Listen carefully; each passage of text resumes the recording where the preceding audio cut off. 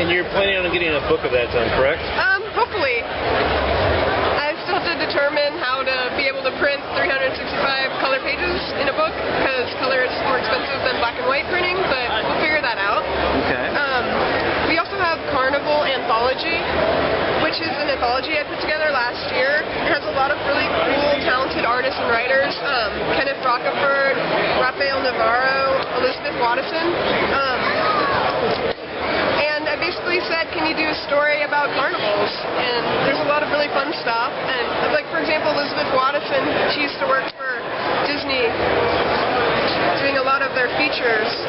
So it's pretty fun to work with other artists and writers. Now, how did you get involved with Dave Sim? Well, John, who's operating the camera right now, he contacted me and he said, hey, can you work on some Cerebus commissions? And I was like, sure, I would love to. And do we have any pictures of those we got here? We have, this is a print of the actual illustration with the leggings. And you have another one as well? Yes. This is Curls with Cerebus. And these are going to be auctioned off for Cerebus TV, correct? Yes. Okay. What else have you got going on? Well, just released today are the Curls sampler books, and each book is 24 strips, and will give you a taste of what the comic strip is about. I'm sure we have other stuff going on. Is the treasure? Oh, we have the Black Magic Tales, the treasure. That is a 5-page story that was in the Dollar Bin anthology that premiered at Heroes Convention this year. And I have some work coming up in the Indie Comics magazine, number 3 and 4. And that should be coming out both this year. I think Indie Comics magazine number 3 is coming out this month, sometime soon. And then issue number 4 is actually a Christmas issue. So look for that in the holiday season. What was the origin of Curls? How did that come about? Well, Curls started when I was a college student, and basically I saw an ad in the student paper, and they were like, we're looking for cartoonists. And I've always been drawing cartoons, so I was like, this is a perfect opportunity to get published. So I went, worked up a few strips really quick, and then showed it to the editor, and the editor was like, let's go. So I was totally pumped about that, to be printed in the newspaper twice a week, and that was really an amazing part of my college experience. So I just continued to create it after I graduated, and so now it's on the web also.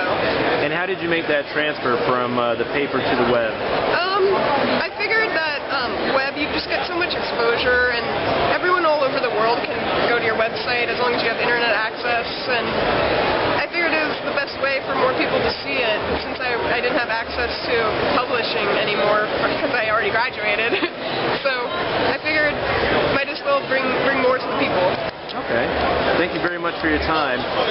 Let's just... Oh, it's mine. Oh. Let's just slide on over here to Joe. Oh, hey. We've got 3 books that you've written, so, I mean, let's talk about that. And Carolyn Belefski does all the artwork for the books that you write? She does do all the illustrations here. Absolutely. Okay. How did you come up with the ideas for 3 books? And you're working on these all at the same time? Yeah, pretty much all at the same time. The Legettes, Black Magic Tales, Kid Roxy. I don't know what I do, but somehow I split my mind between all 3 different genre type books. Did these all come about at the same time, or were these developed over a period of time? Actually, over a period of time. Black Magic Tales is actually, I consider, our flagship book. It was the first book that we ever conceived, and we sort of, off of that, we sort of just branched off into wanting to do different things. I feel like as a writer, you know, you make the things that you want to read, that you want to make. And that's, you know, I'm a big fan of Bonnie and Clyde and Animaniacs, and just a lot of that sort of like that chaos that can come together. I believe that that Animaniacs format was amazing. You have those small vignette stories, and then you have the Animaniacs show up in the background. They've developed the whole world. So I was like, let's do that, but with crime. And with like two Bonnie and Clyde type characters and just blow that up as much as possible. So with Black Magic Tales, you know, we have two characters that become basically the world's most famous criminals, Roxy and Dean. And what's cool is that sometimes Black Magic Tales, like the book, isn't even about them. It's about what happens to people who are like fans of them, or what happens to, you know, like again, like they run into Santa Claus. They run, you know, there's no limit. That's what I really found enjoyable about writing for Black Magic Tales. So with those same characters, we're like, what else can we do with these guys? Next best step. Let's do a story with them in high school. So you have that sort of coming of age story about a girl who becomes friends with a troublemaker. And with that, we can tell a total different type of genre story. Like in this one, we're really hitting off that small town mystery. You know, that sci-fi, that element of really like the weirdness that can happen. And then with the normal Black Magic Tales, that's really like off the wall, how big and how weird and epic we can get.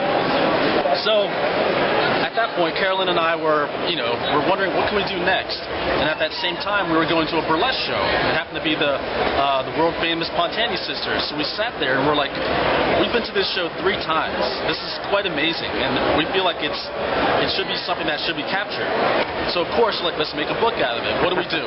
Let's combine the things that we love: futuristic, sci-fi, burlesque. Bam, put that together, and that's how we have the Legettes, the story about 3 burlesque dancers who are chosen to save the universe in the future. So it's like that seems awesome to me. I don't know. I mean, there's so many places you can take that, and that's. We're in this business to make characters and tell amazing stories, and I think we do that. Do you guys have any plans for any new feature strips? New feature stories? Or? Yes. I mean, you've already got 3 different, storylines going on now, and Carolyn's got the Curls storyline going on. So, I mean, obviously you're just bubbling with ideas. I feel like that's what's amazing is that we get asked to do like a lot of anthologies, and it's weird how each anthology that we take part in, we always try to do another twist on it. Like the newest one that we did, I think it was for Magic Bullet. Yeah, we already established that we have, Roxy and Dean. They are career criminals. They're the most famous career criminals. So we're like, let's take this to the next level. What if there are more villains? Magic Bullet. Check it out, DC. Washington, D.C. comic book artists put together this newspaper, and we each do a 1-page. The 3rd issue is going to premiere at Small Press Expo. Where is it? There it is. So it's cool. Magic Bullet, another one. Basically like a comic book newspaper. Comic book newspaper. Nice. Full pages, and that's, to me, that's really a challenge to write a full story with that. But each time. But yeah, we always try to include a new character every single news story. So even with the new one, we now have our own rogues gallery of villains. Like, it's unbelievable. Carol and I just shot names, like the weirdest names that you can think of, and we made characters like Awful Waffle, Big Bite. We just like, that's amazing. Let's go bigger. Dr. Lucha, like the first thing that came into mind. And then we just made villains and a team of villains. Not only that, but that's the fun part about it, is making these characters. And with the Legettes, it gets even more dangerous. Like, I really plan on destroying planets in the Legettes. Like, I wasn't able to do that in the first issue, but Carolyn will testify. I was like, all right, in the first issue, I want to blow up the Earth. I didn't get a chance to do that, so that'll happen in issue 2. that's the fun. It's wish fulfillment. Okay, we know where we can get the Curls comics, which will be scrolling down on the bottom of the screen here as well in a moment. Where can we find the other 3 books, the other 3 series? Actually, you can curls-studio.com. You can find them all there. Okay. One-stop shop. You can even check out our podcasts. Even like we make films about our tour stops and all of our other work. Anything to say to the viewers out there? I say keep on watching. We're going to get more dangerous as the years go by. Carolyn?